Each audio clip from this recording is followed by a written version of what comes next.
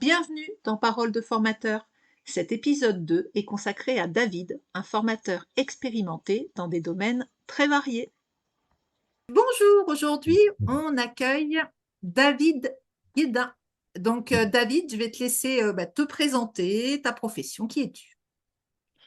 Alors, bonjour, je suis donc David, je suis kinésithérapeute. Depuis 27 ans, je me suis spécialisé dans la rééducation des enfants en situation de handicap moteur.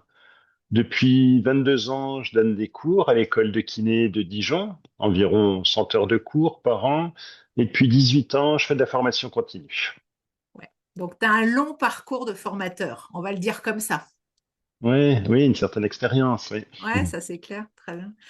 Et alors, du coup, est-ce que tu peux préciser dans quel contexte tu fais de la formation? Plus précis, j'entends, mais plus précisément, c'est-à-dire.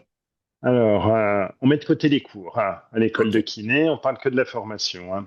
La formation, celle que je donne le plus, c'est celle sur le renforcement musculaire, l'adaptation du renforcement musculaire pour optimiser la rééducation. Et celle-là, je la fais dans deux contextes, pour les enfants en situation de handicap moteur et également dans la prévention des troubles musculosquelettiques. J'ai une Oh, deuxième formation que je donne beaucoup dans la prévention des troubles oh, musculosquelettiques. Et alors, d'accord. cette prévention, je la fais, par exemple, dans des maisons d'accueil spécialisées pour des adultes polyhandicapés, où là, je dois former les aides-soignantes, les aides de vie, les veilleurs de nuit. Donc, c'est particulier parce que c'est pas le même niveau quand on donne une formation à des kinésithérapeutes ou à des enseignants à pas ou des médecins. Donc, c'est Entièrement. très intéressant. Ouais. Et je fais également de la formation de prévention dans des entreprises. Alors, ça peut être dans les crèches, pour EDF, pour Essilor. J'étais hier chez Essilor, ceux qui font les verres, voire même pour des inséminateurs de bovins. Ça peut être très varié, hein. Ah, tu m'étonnes. Donc, ça veut dire que le contexte est très varié et la Ouais, population aussi que tu formes, elle est super variée parce que ouais, tu as des gens qui ont des connaissances, on va dire un petit peu en santé peut-être, et d'autres pas du tout, en fait. oui, oui, oui. Oui, c'est très intéressant. Il faut s'adapter à chaque public, à chaque fois. Ouais, ouais, c'est ça. Et, Et tu disais que mais, tu fais des cours en formation initiale. Euh, ouais, donc là, tu as des étudiants kinés, c'est ça? ouais, ouais, ouais. À Dijon, ils sont 80 par promotion. Ouais, Et je donne des cours sur le renforcement musculaire, les étirements, et également en neurologie pédiatrique, ouais, c'est ça. Bah, pour rééduquer les enfants handicapés moteurs. en lien avec ton activité. Tu voulais rajouter Ouais. quelque chose, je crois.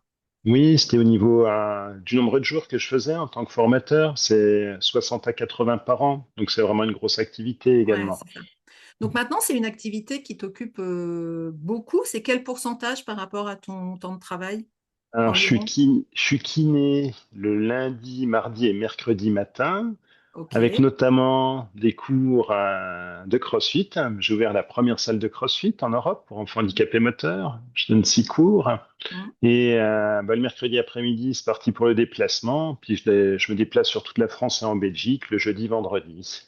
Où Ok. là, je vais à Bruxelles, à Vannes, à Marseille, Nice, à Perpignan, etc. Donc, tu as coupé ta semaine en deux, en gros, en termes Ouais, d'organisation. Ok. ouais, ouais. Mhm. Ok. Alors, la troisième question.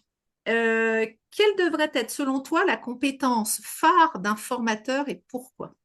Alors moi, je dirais la créativité.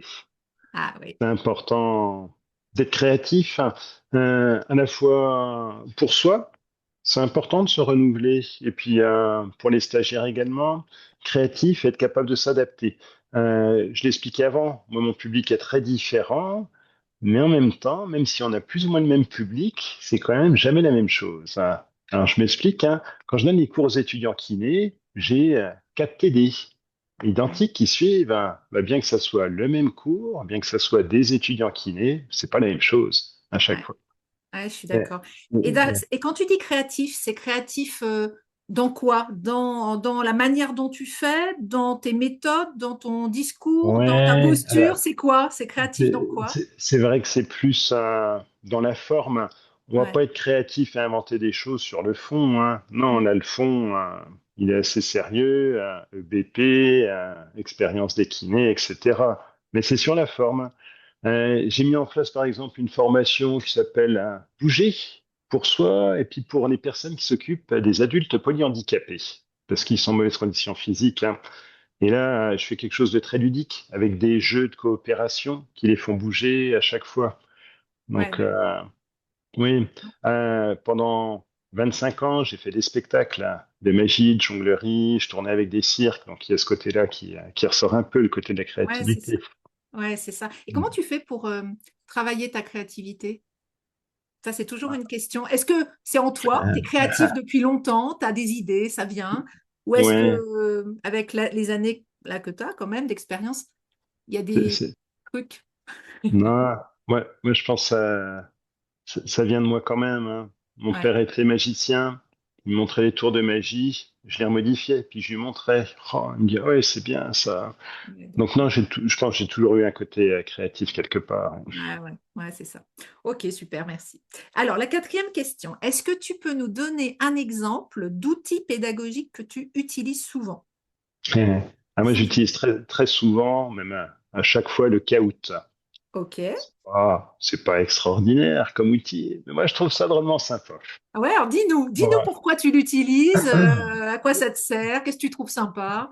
Hmm. Euh, Quand, quand j'ai fait mon école de cadre de santé, mon mémoire, c'était comment rendre le cours magistral attractif et efficace.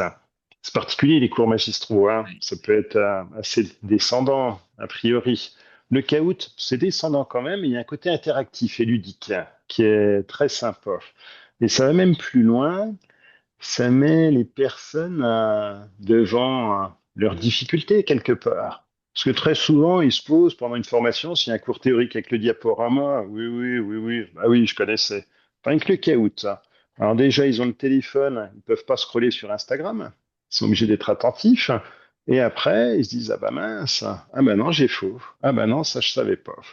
Et du coup, ça donne une autre dimension à la formation dès le point de départ, hein. Ils se disent, ah bah j'ai quand même des choses à apprendre finalement. ah ouais, ah Et ouais. puis il y a une autre dimension que toi t'aimes pas trop, hein, il me semble, hein, c'est le côté compétitif. Oui, Ouais. Moi c'est ça. j'adore. Et en général, les gens ils adorent, ils sont là. Alors je les fais jamais jouer seuls, hein. Je les fais Ouais, toujours tu jouer les en mets en équipe. équipe. Ok. Ouais. Comme Ouais, ça, c'est bien. quand ils se trompent, c'est pas de sa faute, c'est la faute de l'autre, hein. Ah ouais, ouais, je suis d'accord, ouais, je suis d'accord. Et c'est facile pour un formateur qui connaît pas, c'est un outil qui est facile à prendre en main. Ah oui, extrêmement facile, hein. Ok. Là, j'ai jamais eu besoin de cours pour créer un Kahoot, hein. Ouais, Là. Après, la version gratuite, elle est limitée. On peut ouais. pas avoir beaucoup de personnes et on est très limité dans le style de questions. Quand Mhm. on prend une version un peu payante, moi j'anime beaucoup de formations, donc je fais pas de la pub pour Kahoot, je touche pas d'argent, hein. Non, mais Mais on va c'est citer les autres, on va citer ouais, WooClap, on va citer autre. ouais, Voilà. ça me revient, je sais pas, 10, 12 euros par mois. Comme j'en fais Oh, beaucoup, c'est rentable. oui, Et avec cette formule, je peux inclure des diapos après les questions. Donc ça ouais. permet de réguler tout de suite les questions et de faire un cours théorique Ouais, c'est ça, en interactif. fait. Ouais, ouais, exactement. En fait, c'est ton cours. Kahoot, c'est un Oui, support de cours. Enfin, c'est le début de ton oui, cours. Enfin, en tout cas, une partie de ton cours. Ok. exactement. Eh ben, super. Ok, merci. Autre question que j'aime bien celle-là. Quelle est la situation récurrente en formation qui peut te faire sortir de ta zone de confort et qu'est-ce que tu fais à ce moment-là? Alors là, j'ai refait récemment la formation de formateur avec toi qui était extra, hein. Et là, tu disais, si jamais on veut développer une compétence, il y a 10% de savoir, 20% d'échange avec les professionnels et surtout 70% de pratique. Et la compétence, c'est du savoir agir, hein, Ouais, c'est-à-dire avec le patient. Et ça, c'est compliqué dans les formations. ouais, Et moi, à chaque fois, j'essaye d'avoir des patients. Et c'est là où je sors de ma zone de confort. Donc, quand je fais les formations de prévention avec des techniques de maniement pour les adultes handicapés moteurs, par exemple, le premier jour, le jeudi, c'est de la théorie entre ouais, nous. Et puis le vendredi, ben, on va les voir en situation écologique. ouais, Et il m'emmène voir Robert dans la chambre, hein, qui a du mal à se retourner dans son lit. Allez-y, comment vous faites, hein? Et puis après, Jeanne, hein, pour l'emmener aux toilettes. Et c'est pas évident, hein. Là, ouais. forcément, chaque situation est différente et individuelle. Donc d'un côté, c'est ce qui fait la richesse de la formation, parce qu'on apporte quelque chose de concret. Puis en même temps, Ouais, pour le formateur, c'est dur. Parce qu'on monte la formation, puis là, il y a 12 personnes qui te regardent. Alors vas-y, montre-nous. Donc ouais, faut cogiter complètement. vite, et c'est un challenge hein, à chaque Ouais, fois. Ouais, je suis d'accord. Et est-ce que tu t'es déjà retrouvé en difficulté, en vrai? C'est-à-dire à un moment où Mm. finalement ça s'est pas passé comme tu Ah voulais. ben, ça, à chaque fois, avec l'expérience, hein, on se rend bien compte qu'on ne peut pas tout résoudre, hein. Ouais, Donc on anticipe, hein. Et puis on leur dit, on va aller voir, on va réfléchir ensemble, et on n'est pas sûr de ouais, trouver une solution. ouais, Et même si on ne trouve pas une solution, bah, c'est drôlement bien. Parce que ça vous montre que vous faites le mieux qui est possible de faire, hein. ouais, je Donc, c'est comprends. pour montrer aux professionnels, bah oui, non, c'est drôlement bien ce que tu fais. On n'a pas autre chose, hein. Ah ouais, ah ouais, je Donc, non. comprends. Donc finalement, ta solution pour quand tu es comme ça un peu en sortie de zone de confort, enfin que tu n'es pas hyper à l'aise, que ça te met un peu au défi, c'est finalement, ce que j'entends, c'est que tu inclus les participants en fait dans ta réflexion, dans ta manière Bah oui, d'aborder oui, les choses. Tu bien leur dis, sûr, bah, je hein. sais pas si on va trouver. Enfin voilà, c'est ça Mm. hein, de ce que Ah je bah oui, comprends. oui. C'est montrez-moi la solution, ok. Les autres, qu'est-ce que vous en pensez? Là, on réfléchit à plusieurs cerveaux, hein. Ouais, Bon, et on va tester des choses, hein. ouais. Là, le dernier coup, il portait une jeune polyhandicapée, 50 kilos, pour la mettre sur les toilettes. Elle se faisait mal au dos. Bon, bah, les autres n'avaient pas de solution. C'est là où il y a l'expérience, hein. J'ai dit à la prof de APA, va chercher un step. On pose le step, et puis là, elle était suffisamment grande pour faire le transfert assis-assis. Ah, bah oui, ça change tout. Ouais, Ça, ouais. c'est chouette, hein. Quand il y a des résultats comme ça, Ah ben, c'est clair, quand tu amènes du concret, oui, c'est-à-dire des oui, solutions et du concret. c'est très Ah ouais, valorisant. bon, super. Merci, David. Autre question. Quelle formation as-tu réalisée avec Pédagogie Santé, donc avec moi? Et quel est l'élément principal qui t'a le plus servi, en fait? C'est-à-dire que tu as Hmm. utilisé après. Ouais. Alors, il y a deux formations que j'ai fait avec toi, ChatGPT, et puis la formation de formateur. Ouais. Donc, je vais surtout parler de celle-là, qui était extrêmement riche, hein. Donc, j'en ai évoqué tout à l'heure, hein. J'ai fait l'école de cadre de santé, donc j'ai déjà vu les théories d'apprentissage, j'ai même fait mon mémoire sur ce domaine. Et bah, c'était génial, ta formation. Parce que J'adore. ah oui, il faut dire ce qui est, hein. Pareil, hein, tu as énormément d'expérience, hein. Tu es très généreuse, hein, et tu as donné tout ce que tu as accumulé, à la fois par rapport à ton expérience et par rapport au savoir, hein, parce qu'elle est très sourcée, ta formation. Donc ça, c'était bien. Moi, ça m'a remis plein de choses en place. Bien que j'avais de l'expérience, ça m'a donné d'autres éléments, et j'étais ravi de mettre ça en place dans la formation. Et donc l'élément qui m'a le plus marqué ou je sais pas, aidé, c'était la diapo qui résumait les théories d'apprentissage avec les différentes méthodes pédagogiques en fonction de leur efficacité. Ouais. Bien qu'il y ait des méthodes pédagogiques qui soient moins efficaces que d'autres, elles sont indispensables à un certain moment de la formation. Donc c'était bien d'avoir quelque chose de bien clair, bien net, hein, comme ça. Ouais, quelque chose qui t'aide à finalement savoir quand choisir quoi, à quel Ouais. moment. Ok, Mm. bon, bah super, c'est très bien, Mm. merci. Mm. Euh, Si on a des formateurs qui débutent là et qui t'écoutent, quel conseil tu as envie de leur donner? Si toi, tu Euh, avais eu un conseil, tu aurais aimé entendre quand tu as commencé, ou qu'est-ce que tu as envie de leur dire? Là, il faut se former. C'est indispensable, hein. Mon mémoire, je l'ai commencé avec une phrase du style ben, observer un pilote d'avion n'apprend pas à piloter l'avion. Observer, assister à des cours, ça t'apprend pas à enseigner. Et Ouais, trop souvent, les gens, ils démarrent comme ça. Ouais, c'est bon, depuis tout petit, moi j'assiste à des cours, je sais comment faire, hein. Ben ouais, non, c'est pas si simple que ça, hein.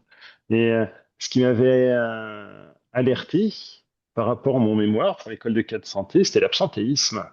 Et on voit bien qu'il y a des étudiants qui ont rien à faire de certains cours, puis avec d'autres, ils sont bien présents, au contraire. Et ouais. c'était là que je cherchais, et puis ben, en fait, ça venait du formateur. S'il est bien formé, s'il utilise les bonnes méthodes pédagogiques, bon, après, il y a une histoire de charisme et de personnalité en plus, mais bon, ça peut être pallié quand même, hein, par les compétences, hein.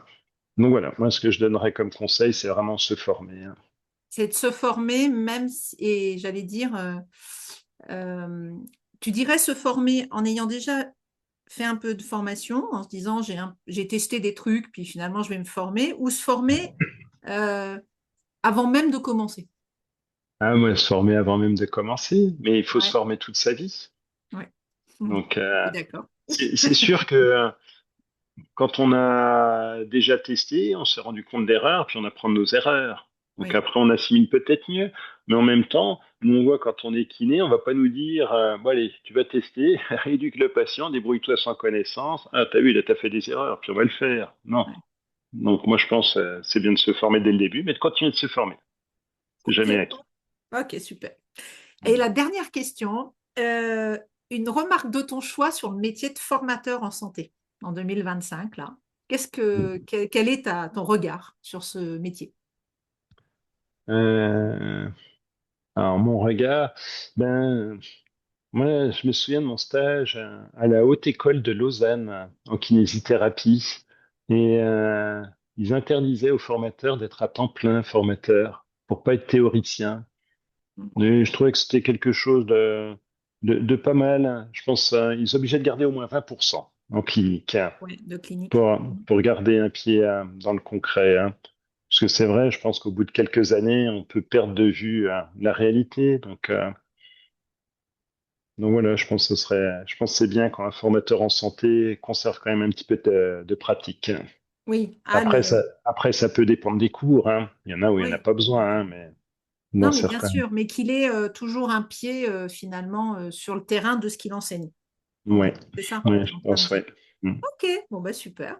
Eh ben on a Mm. fini la série de questions. Merci beaucoup. Mm. Bien, je t'en prie, hein. Merci David.